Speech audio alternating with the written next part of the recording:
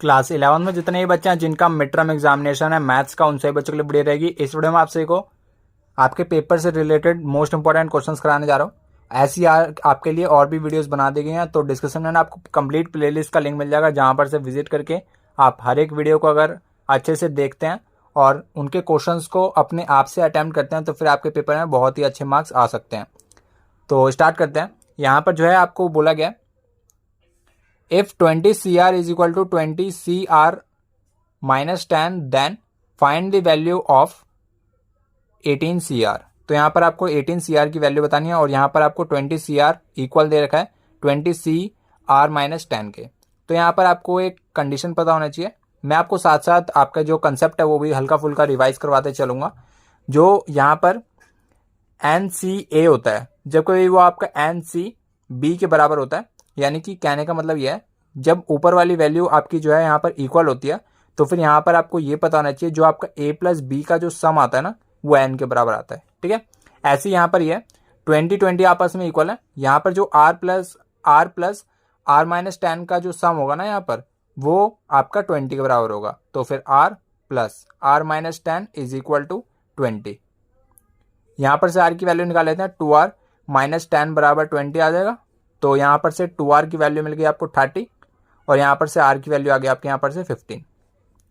अब यहाँ पर से हमें क्या करना होगा, इसको हम यहाँ पे पुट कर देते हैं। आपको यहाँ पर 18 CR की वैल्यू फाइंड करनी थी, तो 18 CR is equal to 18C 15 और ये हो जाएगा आपका 18 फैक्टोरियल अपॉन 15 फैक्टोरियल और इन दोनों का डिफरेंस 3 फैक्टोरियल। सॉल्व करते हैं। 18 into 17 into 16 into 15 factorial divide by 15 factorial और मल्टीप्लाई आपका 3 फैक्टोरियल यानी कि 6 इसकी वैल्यू होती है। 15 फैक्टोरियल से 15 फैक्टोरियल और 6 से ये गया 3 बार में। 17 3 जा होता है आपका 51 इंटू 16। 51 को 16 से मल्टीप्लाई कर लेते हैं, ये आ जाएगा आपका 6 और ये आ गया आपका 30 और 51 ये हो गया आपका 6 और 1 और ये 8। तो 816 जो है आपका यहाँ पर राइट आंसर होगा। सेकेंड क्वेश्चन में आपको बोला गया, यहाँ पर प्रीवियस क्वेश्चन से रिलेटेड रहेगा। यहाँ पर आपको बोला गया if NC12 is equal to NC13 then find the value of 25 CN। तो यहाँ पर ना आपको क्या करना होगा, जैसे कि मैंने अभी आपको बताया, जबकि ये आपका NCA NCB के बराबर हो तो यहाँ पर आपको पता होना चाहिए जो आपका A प्लस B का सम आता है ना, इनके बेस वाली वैल्यू का सम वो N के बराबर आता है। ठीक है, तो ऐसे ही यहाँ पर भी है, ऊपर वाली वैल्यू जो है आपकी सेम है, तो N इज इक्वल टू इन दोनों का सम हो जाएगा आपका 12 plus 13 that is equal to 25। ठीक है, N की वैल्यू मिल गई 25 के इक्वल और यहाँ पर आपको वैल्यू किसकी फाइंड करनी थी, 25C N की। तो 25C N की वैल्यू आई आपकी 25, तो इसकी वैल्यू निकाल लेते हैं, ये आ जाएगा आपका 25 फैक्टोरियल डिवाइड बाय इन दोनों का डिफरेंस 0 फैक्टोरियल और ये आ गया आपका 25 फैक्टोरियल। इससे ये गया आपका आ गया आपका 1 बाय 0 फैक्टोरियल और 1 बाय 1, इसकी वैल्यू होती है 1, तो आपका आंसर आ जाएगा 1। ऐसे ही आपको थर्ड क्वेश्चन में बोला गया ना, यहाँ पर आपके पास ना एक पॉलीगन है जिसकी 35 डायगोनल्स हैं और यहाँ पर आपको उसकी नंबर ऑफ साइड्स बतानी है। तो जिसके पास यहाँ पर जो आपका पॉलीगन है उसके आपके नंबर ऑफ डायगोनल्स गिवन है ना, वो है आपके 35 डायगोनल्स और यहाँ पर आपको नंबर ऑफ साइड्स फाइंड करनी है। तो यहाँ पर आपको नंबर ऑफ डायगोनल्स का जो फॉर्मूला है वो आपको ये लर्न होना चाहिए। नंबर ऑफ डायगोनल्स का आपका फॉर्मूला होता है, आप अगर किसी भी क्लोज फिगर का डायगोनल निकालना चाहते हो तो फिर इसका यूज कर सकते हैं, n bracket n-3 divide by 2। ठीक है, यहाँ पर आपको ये नंबर ऑफ डायगोनल्स निकालने का फॉर्मूला होता है और यहाँ पर इसको हम अगर 35 के इक्वल रख दें तो फिर हमें यहाँ पर नंबर ऑफ साइड्स मिल जाएंगी। यहाँ पर जो n है वो नंबर ऑफ साइड्स को रिप्रेजेंट करता है, नंबर ऑफ साइड्स। तो यहाँ पर से नंबर ऑफ साइड्स आपको मिल जाएंगी, n-3 divide by 2 is equal to 35। यहाँ पर से 2 की मल्टीप्लाई कर दी, ये हो गया आपका 70, n की मल्टीप्लाई की n स्क्वायर माइनस का 3n, 70 को इधर ले आता हूँ, n स्क्वायर माइनस का 3n माइनस का 70 इज इक्वल टू 0। आपको दो फैक्टर सोचना है जिससे आपका सम जो है वो -3 आना चाहिए और प्रोडक्ट -70। तो ये हो गया आपका n स्क्वायर माइनस का 10n और प्लस में हो गया आपका 7n माइनस का 70 बराबर 0। ठीक है, इन दोनों में से कॉमन आ रहा है n, तो ये हो गया आपका n-10 और इन दोनों में से कॉमन आ रहा है हमारा इन दोनों में से प्लस का 7, तो ये हो गया आपका n-10 बराबर हो गया आपका 0। एक ब्रैकेट में आ गया n+7, एक ब्रैकेट में आ गया आपका n-10 is equal to 0। n की वैल्यू मिल जाएगी 10 और n की वैल्यू मिल जाएगी यहाँ पर से -7। तो इसको नेगलेक्ट कर देंगे क्योंकि नंबर ऑफ साइड्स कभी आपकी नेगेटिव आती नहीं है, तो नंबर ऑफ साइड्स हो जाएंगे आपके यहाँ पर 10। फोर्थ क्वेश्चन में आपको बोला गया आपके पास एक इक्वेशन गिवन है जो एक कॉम्प्लेक्स नंबर है और यहाँ पर आपको बोला गया आपको ये बताना है कि ये जो आपका इक्वेशन है ना, ये क्या रिप्रेजेंट करता है, स्ट्रेट लाइन रिप्रेजेंट करता है, सर्कल रिप्रेजेंट करता है, पैराबोला या हाइपरबोला। तो यहाँ पर जो है सबसे पहले आपको z को कुछ मानना होता है। यहाँ पर मैं z को यहाँ पर मान लेता हूँ x प्लस आयोटा वाई। हम आइडियल कंडीशन में हम यही मानते हैं, बाकी आप कुछ भी यहाँ पर वेरिएबल मान सकते हैं। एक आपका आयोटा वाला टर्म होना चाहिए, ठीक है। तो यहाँ पर से z को हम इससे रिप्लेस कर देते हैं, तो ये हो जाएगा आपका मॉड लगा हुआ है, यानी कि यहाँ पर आपको मॉडुलस फाइंड करना है। तो z की जगह पे x प्लस आयोटा वाई और प्लस में है आपका 1 और माइनस का iota is equal to mod लगा हुआ है और यहाँ पर ये हो गया आपका z की जगह पे x प्लस आयोटा वाई -1 और प्लस में है आपका आयोटा, ठीक है। अब यहाँ पर से रियल पार्ट को एक तरफ कर लेते हैं x प्लस 1 और आयोटा वाले टर्म को एक तरफ, प्लस का आयोटा को एक तरफ कर लेते हैं y-1 और इसका मॉड इज इक्वल टू ये हो गया आपका x-1 और एक ब्रैकेट में लिख लेते हैं आयोटा वाले टर्म को, आयोटा कॉमन लिया y+1 इसका मॉड। अब यहाँ पर इसको जो है हम सॉल्व कर लेते हैं, तो ये हो गया आपका अंडर रूट में रियल पार्ट का स्क्वायर इमेजिनरी पार्ट का स्क्वायर इज इक्वल टू यहाँ पर भी ऐसे ही हो जाएगा x-1 का स्क्वायर प्लस अंडर y+1 का होल स्क्वायर और इस पे रूट लगाए, रूट से रूट कैंसिल हो जाएगा। यहाँ पे बचाएगा आपका x+1 का होल स्क्वायर और प्लस में y-1 का whole square is equal to ये हो गया आपका x-1 का होल स्क्वायर और प्लस में हो गया आपका y+1 का होल स्क्वायर, ठीक है। अब आपको क्या करना है, यहाँ पर से जो है ब्रैकेट ओपन करना है, ये हो जाएगा आपका x² प्लस में 1 और प्लस में हो गया आपका प्लस में 2x और यहाँ पर हो गया आपका y² प्लस में 1 माइनस का 2y इज इक्वल टू ये हो गया आपका x² प्लस में 1 माइनस का 2x और यहाँ पर ये वाला हो गया आपका y² प्लस में 1 और प्लस में 2y वाला टर्म, ठीक है। y² x² एंड y² दोनों यहाँ पर कैंसिल हो गए, प्लस का 1 और यहाँ पे भी प्लस का 1, प्लस का 1 यहाँ पे भी प्लस का 1, यहाँ पे बचा आपका माइनस का 2x और यहाँ पे बचा प्लस का 2y। इसको भी यहाँ पे ले आते हैं, इसको भी यहाँ पे ले आते हैं, यहाँ पे बचा आपका 2x, यहाँ पर से माइनस का 2x को लिया है तो ये भी हो गया आपका प्लस का 2x, यहाँ पर माइनस का 2y, इसको यहाँ पर लाए ये भी माइनस का 2y बराबर 0। दो सब में कॉमन है, 2 को यहाँ पर डिवाइड कर देते हैं, ये हो गया आपका x प्लस में y, x प्लस में x और ये हो गया आपका माइनस का y और माइनस का y बराबर 0। यहाँ पर ये हो गया आपका 2x और ये हो गया आपका माइनस का 2y बराबर 0। अब दोबारा से 2 से डिवाइड कर देते हैं, x माइनस y बराबर 0 और यहाँ पर से x is equal to y आ गया, यानी कि आपको यहाँ पर से पता लग रहा है जो आपका ये इक्वेशन है वो स्ट्रेट लाइन का इक्वेशन है। तो यहाँ पर जो है आपका ऑप्शन नंबर ए जो है आपका यहाँ पर राइट आंसर रहेगा। यहाँ पर जो है आपको फिफ्थ क्वेश्चन में बोला गया कि आपके पास ना एक इस प्रकार की कंडीशन गिवन है, a² प्लस में 1 इस पूरे का whole square divide by 2a minus iota और यहाँ पर है आपका x प्लस आयोटा वाई और यहाँ पर जो है x² प्लस y² की आपको यहाँ पर वैल्यू फाइंड करनी है। ऐसे क्वेश्चन में जहाँ पर भी आपको ना आयोटा वाली टर्म गिवन हो x प्लस आयोटा वाई और यहाँ पर ना आपको x² प्लस y² जहाँ पर भी आपको फाइंड करना हो, तो इसका जो है सिंपल सा एक कंसेप्ट है वो आपको यहाँ पर ध्यान में रखना है। जहाँ पर भी आपको ऐसे दिया हो x plus iota y is equal to, मान लो यहाँ पर दिया आपका a प्लस आयोटा b, ठीक है। तो यहाँ पर से आपको मैंने बोला कि x² प्लस y² आप यहाँ पर फाइंड करें, तो x² प्लस y² आपको फाइंड करना है। यहाँ पर जो है मैं कॉन्जुगेट ले लेता हूँ, तो कॉन्जुगेट का मतलब क्या होता है, यहाँ पर आयोटा को माइनस आयोटा से रिप्लेस कर देते हैं is equal to a minus iota b, ठीक है। अब यहाँ पर क्या करते हैं, इन दोनों का आपस में मल्टीप्लीकेशन कर देते हैं। मल्टीप्लीकेशन करने से होगा क्या, ये हो जाएगा आपका a प्लस बी और a माइनस बी, तो ये हो जाएगा आपका x का स्क्वायर और इसका होल स्क्वायर करेंगे तो माइनस का हो जाएगा आपका आयोटा y का whole square is equal to, ऐसे यहाँ पर ये हो जाएगा आपका a² माइनस में आयोटा b का होल स्क्वायर। अब यहाँ पर से ये हो गया आपका x² और यहाँ पर से आपको मिल गया प्लस का y² इज इक्वल टू, ऐसे यहाँ पर हो जाएगा आपका a² और ये जो आयोटा स्क्वायर है ये होता है आपका -1 और ये माइनस ऑलरेडी बाहर है तो प्लस का 1 हो जाएगा और 1 की b² से मल्टीप्लाई होगी तो b²। तो ये फाइनली आपका ऐसे इस प्रकार से आंसर जो है सिंपलेस्ट फॉर्म में आ जाता है। ऐसे ही हम यहाँ पर भी अप्लाई करने जा रहे हैं। यहाँ पर जो है आपको x square plus y square वाला टर्म चाहिए, तो यहाँ पर भी आप देख रहे थे जो हमने यहाँ पर कॉन्जुगेट लिया था, तो मल्टीप्लाई करने के बाद ये जो है आपका x square plus y square आ रहा है।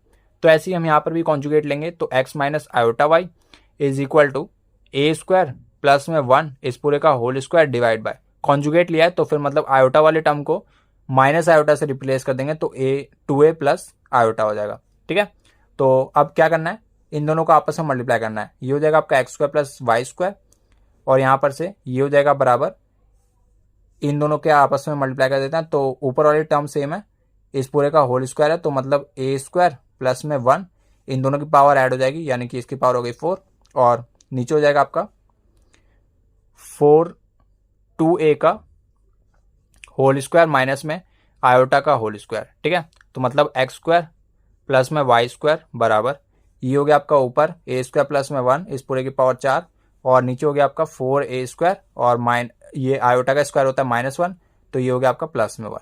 ये हो गया आपका फाइनली आंसर। और ये जो है आपका ऑप्शन वाइज था, यानी कि एमसीक्यूज टाइप था, और वहां पर जो है आपका एक ऑप्शन ये दे रखा था, प्रीवियस ईयर में आपका क्वेश्चन आ रखा है। ऐसे आपको यहाँ पर जो है 6 क्वेश्चन में आपको एज इट इज बोला हुआ है कि आपको यहाँ पर एक्स प्लस आयोटा वाई ये गिवन है, और यहाँ पर आपको x square plus y square की यहाँ पर वैल्यू फाइंड करनी है। नहीं, यहाँ पर आपको प्रूफ करना है कि x square plus y square है जो 1 के बराबर है। तो एज इट इज मैंने आपको जैसे कि बताया था, आपको यहाँ पर क्या लेना होता है, कॉन्जुगेट। तो कॉन्जुगेट लेने के बाद ये हो जाएगा आपका यहाँ पर x minus iota y is equal to under root of 1 minus iota, iota को माइनस आयोटा से रिप्लेस कर देंगे, अपॉन में हो जाएगा आपका 1 प्लस आयोटा। ठीक है, बस इतना सा काम करना है। Equation number first, equation number second. अब यहाँ पर जो है आपको इन दोनों को आपस में मल्टीप्लाई करना है।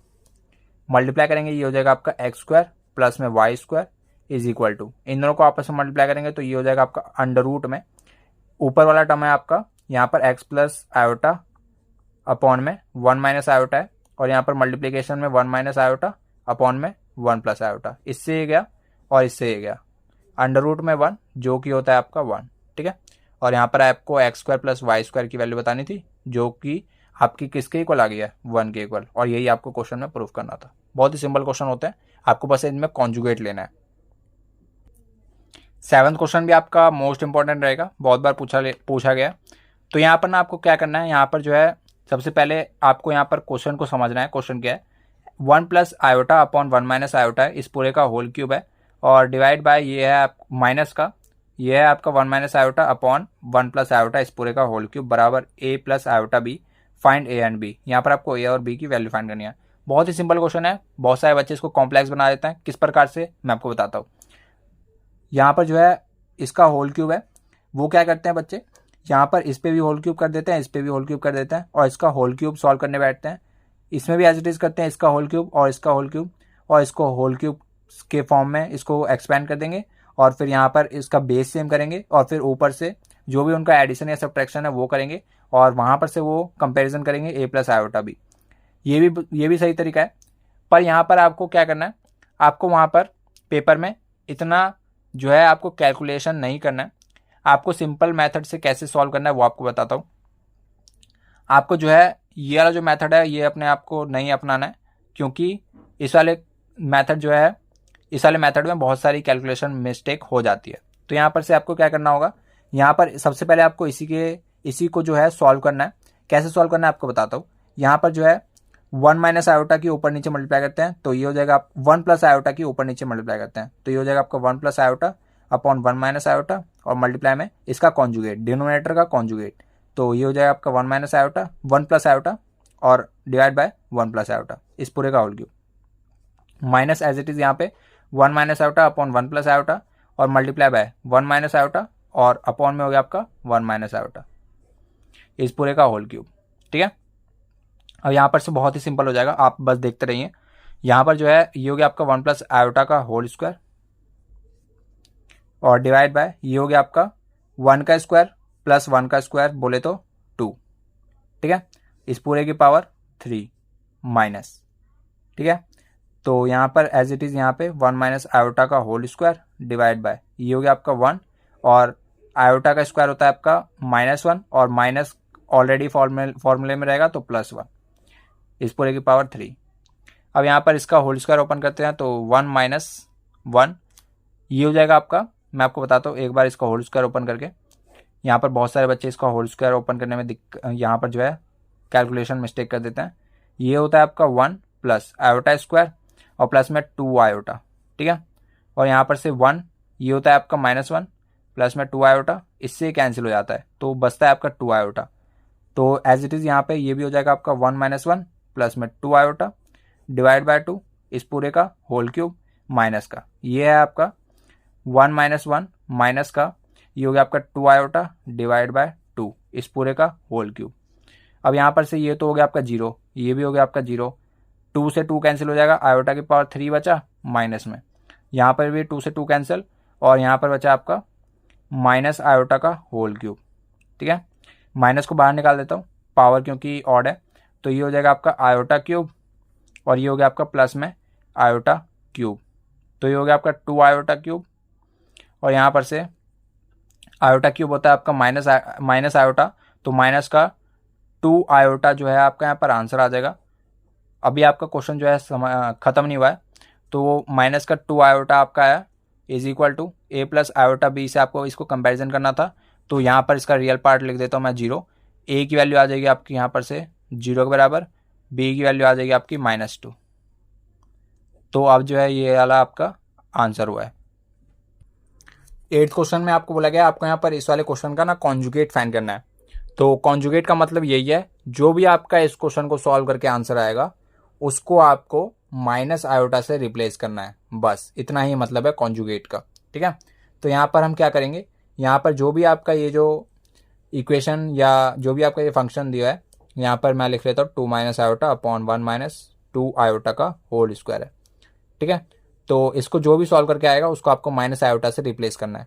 तो यहाँ पर से 2 - आयोटा ये हो गया आपका, इसका होल स्क्वायर ओपन कर देते हैं तो 1 + 2 आयोटा का होल स्क्वायर माइनस में 2 × 2 आयोटा, ठीक है।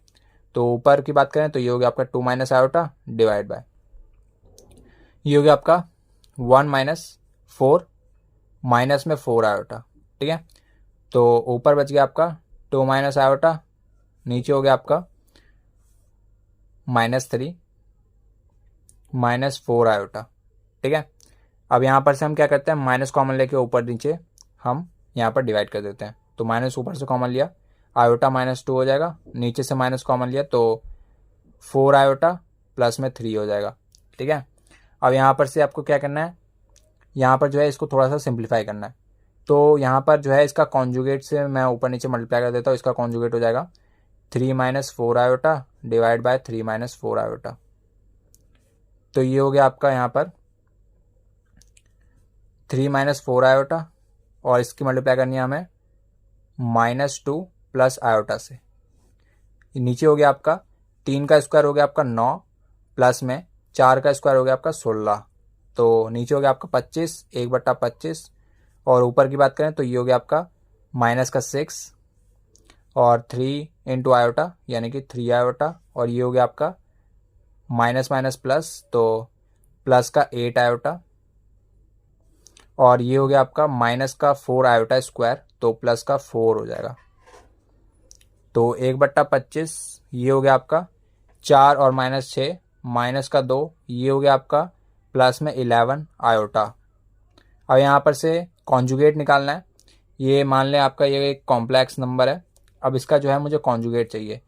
तो ये आया आपका z, अब z का जो है मुझे कॉन्जुगेट चाहिए। ये होता है आपका कॉन्जुगेट का सिंबल, उसके ऊपर हम जो है ऐसे करके डैश लगा देते हैं। तो 1/25 ये हो गया आपका -2 आयोटा की जगह पे माइनस आयोटा तो माइनस का 11 आयोटा। ये जो है आपका यहाँ पर राइट आंसर रहेगा।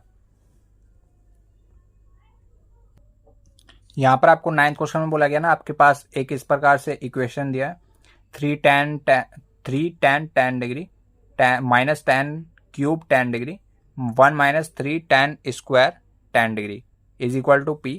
देन आपको यहाँ पर वैल्यू फाइंड करनी है √3p की। तो यहाँ पर आपको एक फॉर्मूला पता होना चाहिए tan 3 थीटा का। ये आपका फॉर्मूला होता है 3 tan theta minus tan cube theta divide by 1 minus 3 tan square theta का। तो यहाँ पर थीटा जो है वो यहाँ पर एंगल होता है, तो एंगल है आपका 10 डिग्री का, यहाँ पर थीटा का जो है 3 गुना हो जाता है। तो यहाँ पर इसका आंसर आ जाएगा आपका, ये जो p वाली वैल्यू है आपकी ये पूरी की पूरी, तो tan ये हो जाएगा आपका tan 3 थीटा, तो थीटा की जगह पे 10 डिग्री, तो p बराबर tan 30 डिग्री आ जाएगा।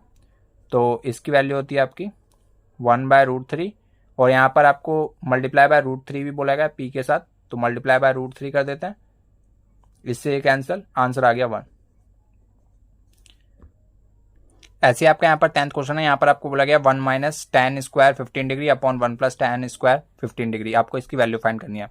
तो यहाँ पर अगर आपने cos 2 थीटा का फॉर्मूला पढ़ा है तो इसके ना आपके पास 4 फॉर्मूले होते हैं। पहला है आपका cos square theta minus sine square theta, और इसी को जब हम cos को 1 माइनस साइन स्क्वायर थीटा के टर्म्स में लिखेंगे तो 1 माइनस 2 साइन स्क्वायर थीटा आ जाएगा, और यहाँ पर साइन स्क्वायर थीटा को 1 माइनस cos स्क्वायर थीटा लिखेंगे तो ये आ जाएगा आपका 2 cos स्क्वायर थीटा माइनस 1, और इसी को जब मैं tan के टर्म्स में लिखूंगा तो ये हो जाएगा आपका 1 minus tan square theta upon 1 plus tan square theta. तो ये आपका हाफ एंगल फॉर्मूला होता है।